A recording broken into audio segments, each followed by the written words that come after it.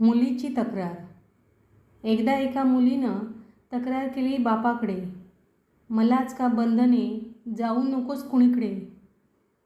कपड्यांवरून माझ्या का सारखे होते बोलणे, आणि माझ्या मित्रांबाबत चौकशी नेहमी करणे.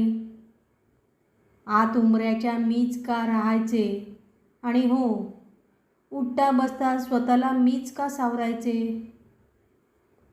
बाप बोलला, बेटी तुझं म्हणणं पटतंय, चल जरा बाहेर, आत खूप उकडतंय.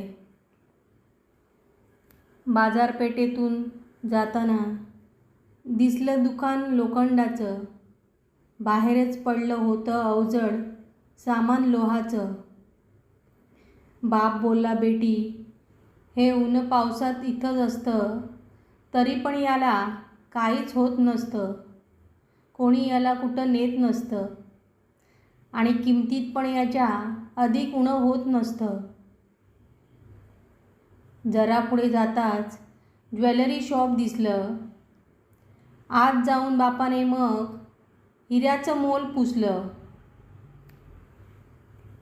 तिजोरीतील बंद पेटी हळूवार पुढे मांडली.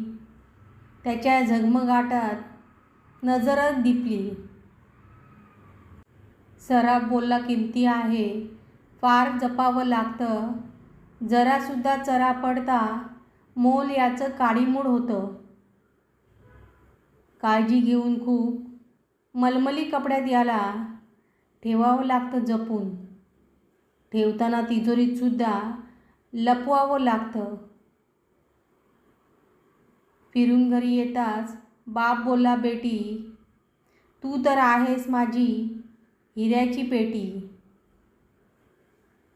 सांग तुला जपण्यात काय माझं चुकतं, तुझ्यामुळेच माझं घर सारं झगमगतं. तुझा दादा म्हणजे लोखंड, ज्याला जपावं लागत नाही, तू म्हणजे अनमोल हिरा. सांग चुकतं का आमचं काही. तुझ्यामुळेच घर प्रकाशित आमचा तू अभिमान, तुझ्यासाठी काहीच तुटतं, तू आहेस जीव की प्राण. सर्व ऐकून डोळे तिचे पाणावले. बापापुढे मान झुकली शरमेने. उमगल्या तिला साऱ्या गोष्टी, मन तिचं हेलावलं. बस करा बाबा, ऐकवत आता नाही, तुमच्याकडे या माझी आता तक्रार मुळीच नाही. मीच मला आता जीवापाड जपेन, हिऱ्याच्या तेजानं मी चौफेर चमकेन.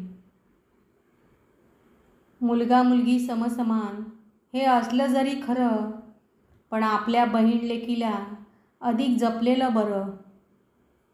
पटवून द्या तिला, बेटी तू आहेस हिरा, आमच्या आनंदाचा तू आहेस झरा. म्हणूनच जपा हो लेकी बहिणीला. ही कविता प्रत्येक मुलीपर्यंत पोचावी व तिने वाचावी ही अपेक्षा.